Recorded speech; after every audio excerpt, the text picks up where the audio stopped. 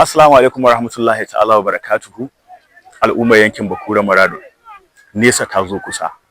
Al'ummar Bakura Maradon muna fatan Allah subhanahu wa ta'ala da ya ba Alhaji Bello Soja Bakyasuwa wakilcin Bakura Maradon a majalisar tarayya Abuja. Kamar yadda kuka sani, Alhaji Bello Soja Bakyasuwa Maradon tsohon jami'in tsaro ne kuma ƙwararre kan sha'anin tsaro, mai ba da shawara da sharhi kan sha'anin tsaro, kuma gogaggen dan siyasa. Idan Allah subhanahu wa ta'ala ya kai Alhaji Bello Soja Bakyasuwa ya zama wakilin yankin Bakura Maradon, in Allah ya so ya da zai iya kokarin shi gurin samawa yankin Bakura Maradon zaman lahiya. Alhaji Bello Soja Bakyasuwa zai iya kokarin shi wurin kawar da matsalar tsaro da ke addabar yankin Bakura Maradon.